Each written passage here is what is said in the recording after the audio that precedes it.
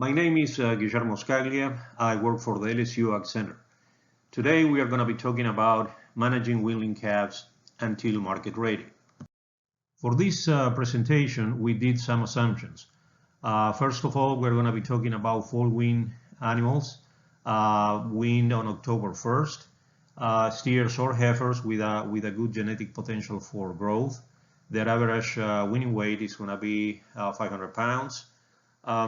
The diets are going to be forage-based. That means pastures, hay, annual baleage. We're going to be presenting also some data on supplementation using ground corn, corn gluten feed, soybean hulls, and DDGs. We are assuming that the animals are receiving a complete mineral mix, water, and shade during the summer time. We are not using growth promotants. We assume also that there is a health plan for the herd and that you are the one setting the marketing plan, meaning you decide when you are going to sell those animals. We know that biomass production is not the same throughout the year. Depending if we are in winter season, we are in summer season, we are going to have different forages available. Their growth rate through the seasons is not the same either. We also know that we have basically two transition periods. One of them is the spring transition period in April and May, and the other one is in the fall, somewhere between October and November up to December.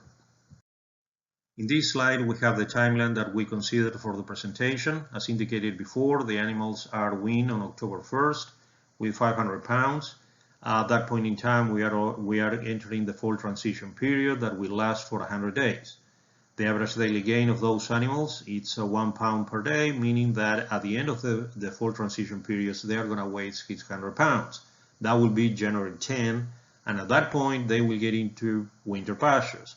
They will be on winter pastures for 95 days, gaining around 2 pounds per day, which will take the body weight to 790 pounds on April 15. At that point in time, spring transition period is with us. It will last 45 days for the purpose of this presentation. Animals gain 1.5 pounds during that time. So the body weight, it's 855 pounds on June 1st. If you keep the animals through the summer, from June 1st to September 1st, 90 days, average daily gain that we can expect, 1.5 pounds. That means that we'll end up on September 1st with 990 pounds. That means 490 pounds in 330 days, which gives you an average of 1.5 pounds per day. So let's talk about each of the periods and what are the options for our calves. The first one is the fall transition period, and the first option that we are going to describe is basically the feeding hay plus supplement. In this case, we are talking about a Bermuda grass hay. And for your information, I mean, depending on how young or how mature that Bermuda grass is, the quality of it is going to be different. So Bermuda grass that was harvested for hay with 4 weeks of growth, it will be the better quality, 10-12% crude protein and around 60% TDN. As maturity increases, crude protein goes down and TDN goes down too. So when it's a time to feed this hay, we need to know the quality of it so that we can make sure that we are providing enough of the supplements in order to cover the deficit in nutrients for our calves. The supplements that we consider are soybean hulls, corn gluten feed, corn grain, ground, and DDGs. And this is the quality that for the calculations that we did, we used in terms of crude protein and energy. So how short are we in nutrients? Let's assume, as we mentioned before, a 500-pound steer, and we want him to gain 1.5 pounds per day.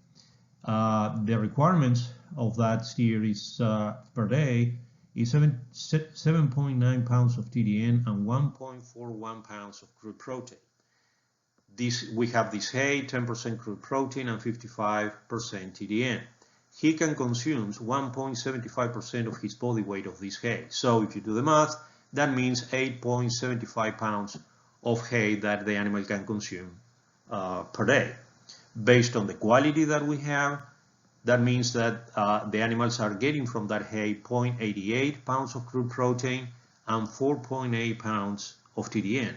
If we compare what the hay can provide with the animal requirements, that means that there is a deficit in crude protein of around half a pound and a deficit in TDN or energy of around 3.1 pounds. That means that we need to give him some supplement in order for that steer to gain a pound and a half. So based on the supplements that I described before, and if you're doing some math, that means that the animal is going to need 4.5 pounds of soybean hulls, or 4 pounds of corn gluten feed, or 5 pounds of ground corn, or 3 pounds of DDGs. A couple of points about the DDGs is that they are low in calcium, high in integrated intake protein, high in phosphorus, and high in sulfur. The main issue with sulfur, by the way, is that too much sulfur can cause polio. And of course, it also interferes with copper absorption. Another point is that DDGs from 10 years ago or 15 years ago is not the same as now. It usually has around 10% fat, which was basically the source of energy for that supplement. But changes in the ethanol industry, changes on how they extract the different components, many times the DDG nutrient value is quite lower because it has around 2% fat. Our second option for the fall transition period is the use of baleage.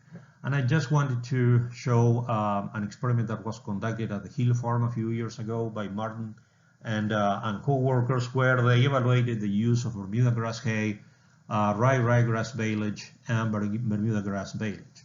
In the table, you have the nutrient value for all three diets, and it has to be mentioned too that the calves receive a liquid supplement ad libitum, all of them. Our calves that were receiving the different type of conserved forages, they all have a available liquid supplement in the pastures.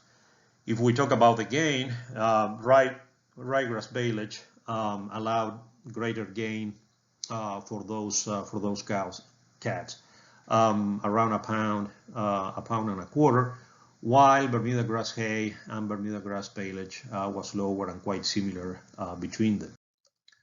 At the Iberia station, we also evaluated the use of ryegrass Barcine clover baleage compared with Bermuda grass hay. These are the values in general, as you saw in the previous slide. Baleage has better quality, greater crude protein content, and usually also greater TDN. And the results are as expected. Animals on receiving baleage gain around 2 pounds versus around 0.9 pounds for those with Bermuda grass hay. It needs to be mentioned that they only received that as a diet. They were not supplemented at all.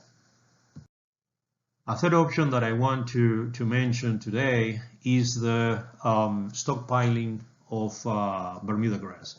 Stockpiling is basically what you do is around August or early September, you cut that Bermuda grass for hay, or basically you clip it, and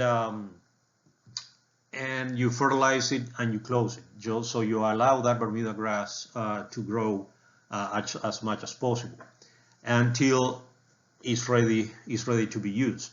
In this particular case, we did that in the last weeks of August, and we sample at the time that we did make hay, and every 15 days thereafter. And these are the values that we got in terms of crude protein, the orange square, and the TDN, which are the blue diamonds. As you can see, as time progresses, values of protein goes down and TDN also goes down. Now, the moment that we started grazing these with 500-pound steers was around 55 days of growth. So that's the period of time when we actually use it. If you look at the data, the TDN at that point in time is below 55%, somewhere between 53 and 50, and crude protein is somewhere between around 8% crude protein. That's extremely low, both energy and protein, for 500-pound steers in order for them to have a decent average daily gain. And if you do the math, what they actually need is around 7 pounds of soybean hulls for them to gain 1.5 pounds. So, long story short, stockpiling of Bermuda grass can be an issue for young animals. Even though you can do it, they need a lot of supplement. And the other problem is if we have a fall transition period that is too wet, Bermuda grass or stockpile Bermuda grass that doesn't do very well with too much humidity. Next, we get into winter pastures or winter grazing period. At this point in time, we have the opportunity to have a very high nutritive value pastures. Of course, they need to receive the appropriate management in terms of planting, grazing management, fertilization, etc. But if we do that, they assure excellent gains for our animals. There can be some early grazing of these forages that will reduce the hay feeding period or the fall transition period that we discussed previously. Instead of 100 days, maybe it's less than that, 70, 80 days, or maybe even less. There are a few things that we can do in order to have early grazing of these winter pastures.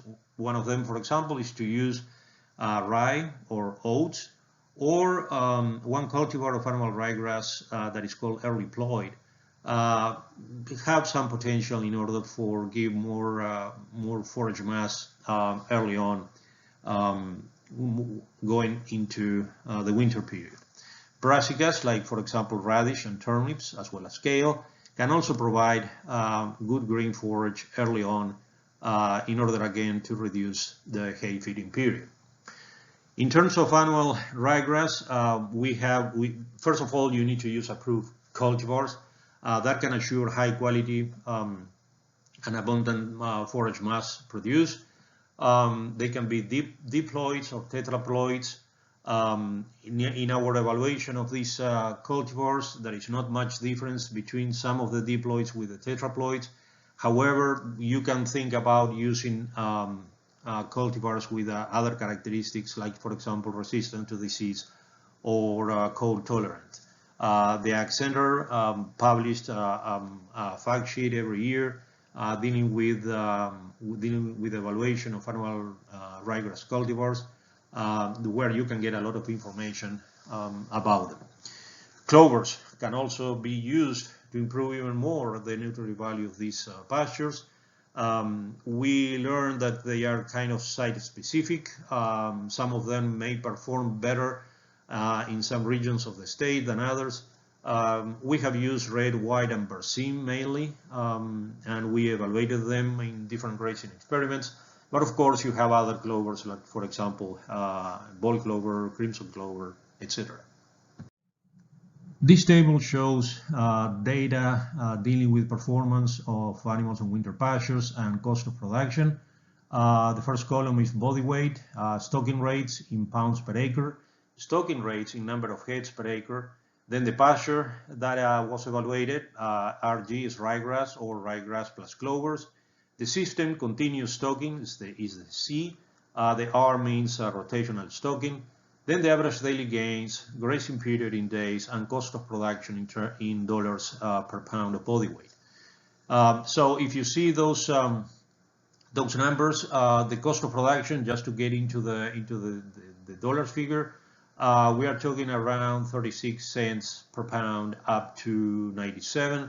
A lot of this cost of production, of course, depends of the cost of your annual ryegrass, as well as the stocking rate that you handle that pasture, the average daily gain of the steers, and of course the length of the grazing period. So there is a few math to do in order to come up with these numbers. A couple of things that I want to mention is this data is from an experiment that we conducted with a different stocking rate. If you can see, the stocking rate we evaluated was around 1.5 head per acre, or 912 pounds to the acre, up to 2.42 head per acre, or around 1,450 pounds to the acre. And in terms of cost of production, we have a variation from 44 cents down to 97. So basically, stocking rate is one factor that can affect the cost of production. Everything was similar across the treatments except the stocking rate. So as you can see, that allows, the low stocking rate allowed for greater average daily gain as well as longer grazing periods. As you increase the stocking rate, average daily gain decreases, and of course the grazing period also decreases. And since both are part of the calculation to estimate the cost of production, the cost of production is getting more and more expensive as we increase the stocking rate. So we need to have a balance in terms of the stocking rate in order to get what we really need. Another one is in the rotational stocking. For example, we compare 770 pound to the acre of stocking rate versus 781. But the pasture was different, ryegrass and ryegrass clovers. They were both rotational stocking. Daily gains 2.5, nearly 3 pounds in this case. The length of the grazing period was the same. So, but the cost of production was quite different, 55 cents versus 86 cents. That's mainly due to the cost of including clovers into the pasture, as well as all the labor that demands dealing with it, even though the rotational stocking, which sometimes when you compare to continuous stocking, have a major difference in terms of labor needed, in this case was basically the same. Another option that we wanted to evaluate was the comparison between animals, steers, 500, 550 pound body weight, permanently on annual ryegrass, or alternating ryegrass and hay every 24 hours, or keeping them with hay for 72 hours and then 96 hours on ryegrass. That will be an entire week, 3 days on hay, 4 days on ryegrass. And if you look, just to go straight to the average daily gains, animals that were permanently on ryegrass have the greatest gain, as expected. They produce more per acre too. Then we have those that receive hay and ryegrass alternatively, 1.5 pounds versus nearly 400 pounds to the acre. And those with 3 days and 4 days on hay and ryegrass, respectively, the lowest gains and the lowest production per acre. What this is telling you basically is that any of these two, hay, alternating hay every day, and 3 and 4 days with hay and ryegrass respectively, are not good management practices for steers, 500-pound steers like the ones that we use here. And not only that, but also cost of any of those alternating use of hay increased cost considerably, mainly because of the cost of hay production. We also evaluated different stocking rates and supplementation at a high stocking rate on the performance of heifers. In this case, we use 1 heifer to the acre, 2 heifers to the acre, or 3 heifers to the acre, and then 3 heifers to the acre plus 1% body weight of corn, ground corn, or 3 heifers to the acre plus 1% body weight of soybean hulls. Those numbers are the average daily gain those numbers are the average daily gain that we obtain for each of the treatments. Of course, as stocking rate increases, 1, 2, and 3 heifers to the acre, the average daily gain decreases. Now, if you look at the same stocking rate with and without supplement, 3 heifers to the acre, 3 heifers to the acre plus corn, 3 heifers to the acre plus soybean hulls, those groups that were supplemented had a greater average daily gain. This means that with a 1% body weight of corn, the heifers were able to gain nearly half a pound more per day, and around 0.44 pounds when they were supplemented with 1% body weight of soybean hulls every day. That gives an efficiency of conversion of nearly 14 pounds of corn per every pound of extra gain over the control, and the efficiency of conversion for soybean hulls was 16 pounds of soybean hulls per every pound of extra gain over the group that was not supplemented. These numbers are at average. They are as expected in these conditions. As we also mentioned, brassicas can be used in order to have early grazing season, hopefully reducing the need to feed hay for extended period of time. Brassicas like radishes, turnips, kale, they grow really quickly in the fall and can be available, of course, depending on the time of planting, but they can be available around Thanksgiving or sometimes even earlier than that. We did some work on this, and we did 3 years with comparing Brangus and Angus for the forage fed program that we had at Iberia Station. And these are the gains that those animals got grazing these brassicas. On average, they gain around a pound during that period of time. They received just this as a diet. They were not supplemented with anything. These gains are not excellent, but are relatively good in terms of this period of time, and the fact that we are reducing the hay feeding period. In this case, in these 3 years, we were able to reduce this period by an average of 36 days across the years. The third period to consider after the fall transition period and the winter grazing period is the spring transition period. Of course, during this period of time, with conserved forages and supplements, we have basically the same options than for the fall transition period. The only difference is that hopefully our animals are going to be heavier. So for a 700-pound steer, getting into the spring transition period and gaining 1.5 pounds per day, what do we need? Well, that animal would require per day around 10 pounds of TDN and around 1.6 pounds of crude protein. We can assume that the animals can consume around 2% of the body weight on the hay that we had before, the 10% crude protein hay and 55% TDN. So that means that animal can consume 14 pounds of that hay per day. If the hay has 10% crude protein, it will be providing 1.4 pounds of crude protein, and if it is 55% TDN, then the animal will receive from that hay around 7.7 pounds of TDN. That's if you compare the requirements with how much protein and TDN the hay is providing, that means that the animal is in a deficit of nutrients, and we can cover that deficit by supplementing the animal with 3 pounds of soybean hulls per day.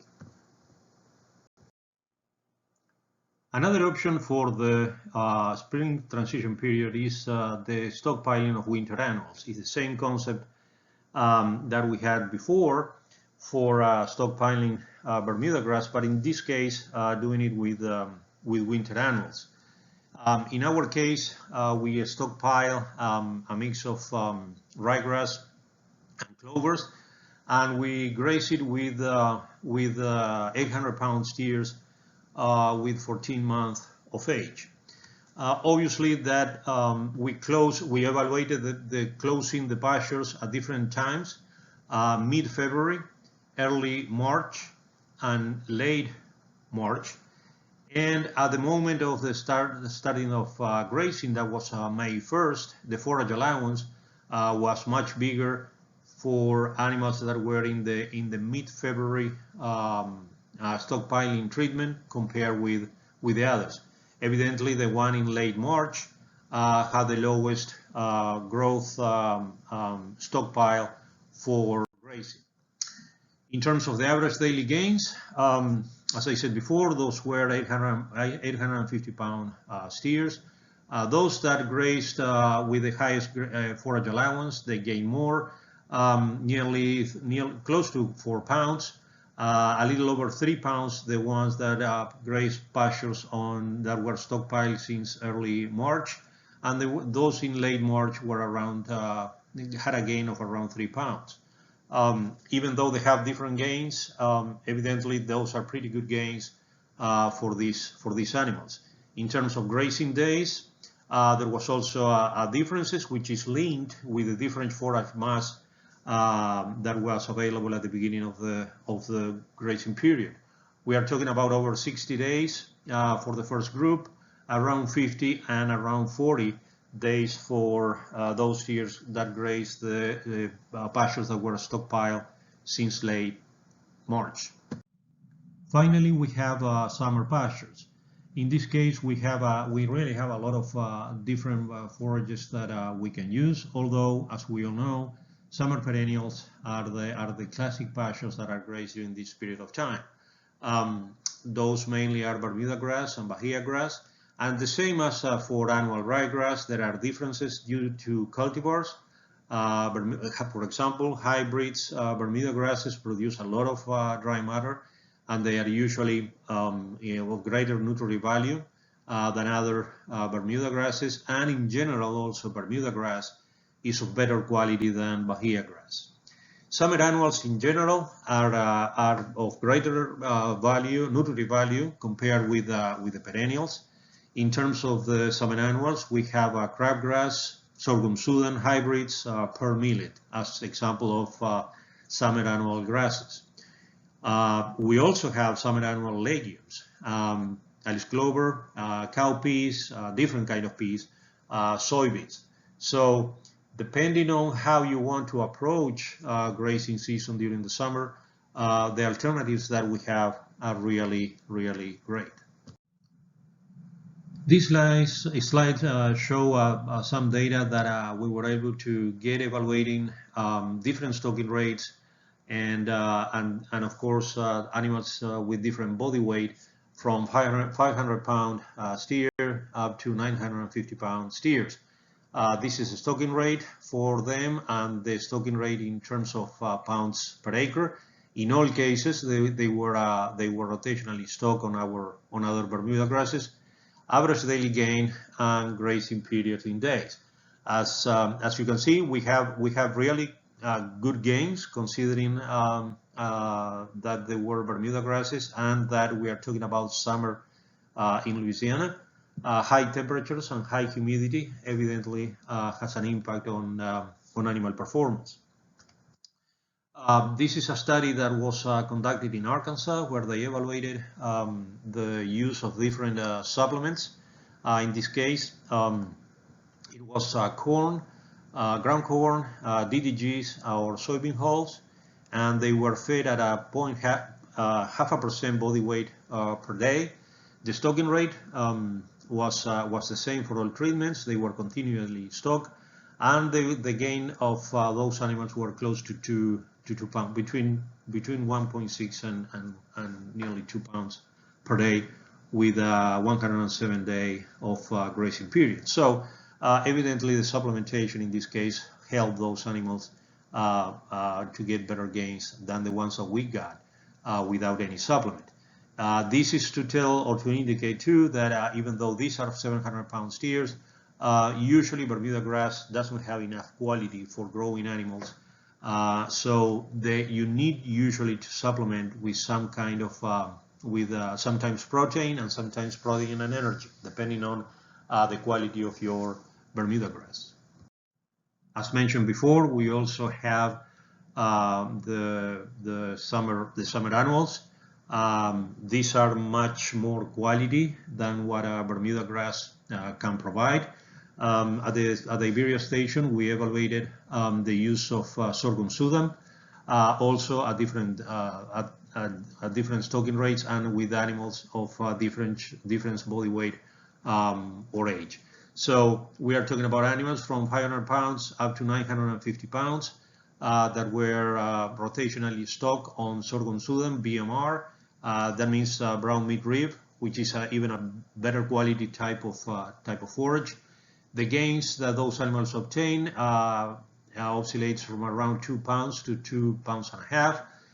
But the grazing period, as you can see, it's much lower than what we got for with Bermuda grass, or Bermuda grass, or you can get with any other of the summer perennials. So the thing that you need to consider with this is that usually you're going to have shorter period of grazing with these summer animals, but gains during that period of time are considerably higher than what we got for summer perennials.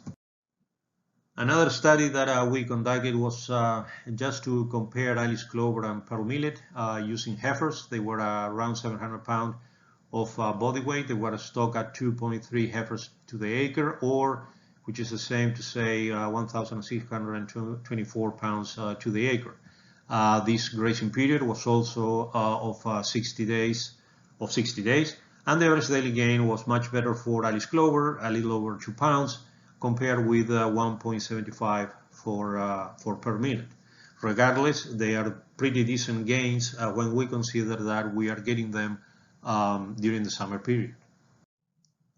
When we have talked during the presentation about cost or cost of production, we are basically using the numbers that I wanted to show you here. This is basically the dollars per acre for each of the pastures that we used in order to produce them. So we have the ryegrass clovers, ryegrass alone, Bermuda grass, or sorghum Sudan.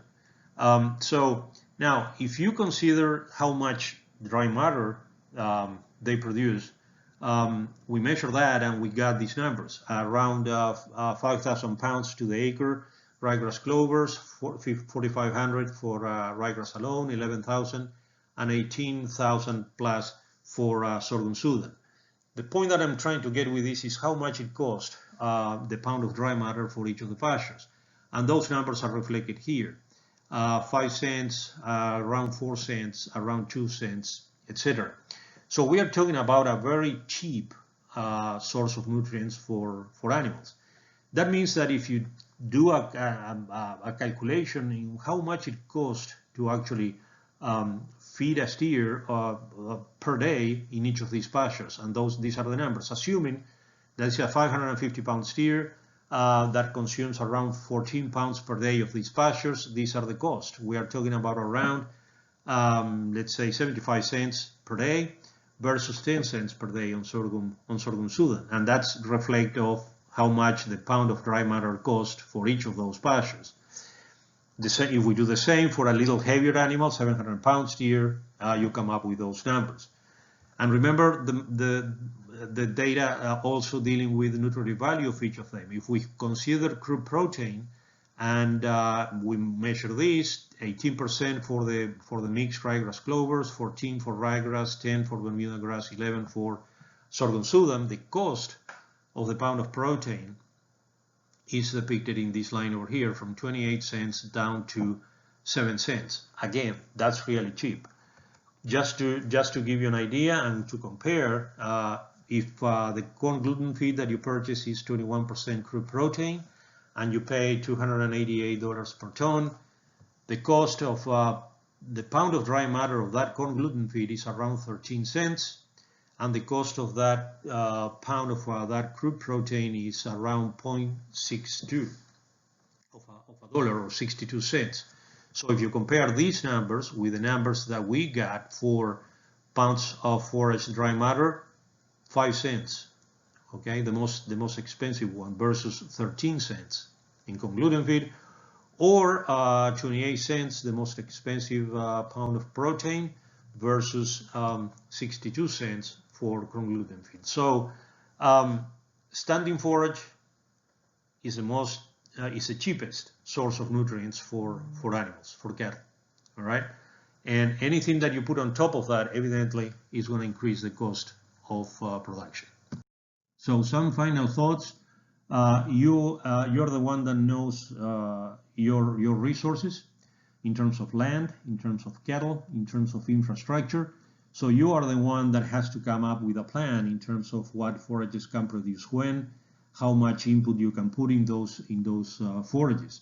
That means that you have to have an appropriate management and application of technology in order to get the most of the different forages that you use throughout the year.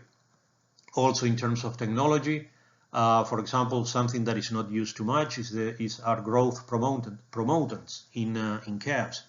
There is a lot of data out there showing that you can increase the average daily gain of your calves 10, 15, up to maybe 20% just by using growth promotants. You need to know the nutrient value of your forages, of your hay, of your baleage. If you don't know the quality, if you don't know what you are providing those animals, you cannot do a correct management of the animal, of the forages. And so just taking the sample, send it to the lab, get the results back, and analyzing what actually you're feeding will help a lot at the end in terms of trying to make a profit out of your ranch. There is nothing cheaper than standing forage. I hope I show you that in the previous slide.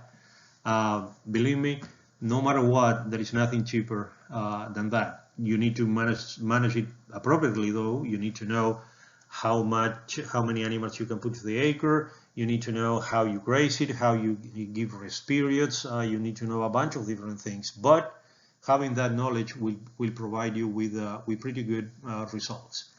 And finally, associated with the cost of production, hay and supplements will always increase this cost. However, saying that, evidently they might be needed. For example, for the transition periods, and depending how long those transition periods are, evidently hay and supplement might be needed. A supplement can help you maintain greater stocking rates, as I think I show you with experiments on the heifers, where you can keep 3 heifers plus some supplement on the same acreage than just the 3 heifers per acre without any supplement and have them gain more weight. And finally, you always have to match animal requirement with forages. And whenever you see through the calculations that you cannot cover the nutrient requirements of those animals, then is when you need to use hay, haylage, or supplements in order to do that.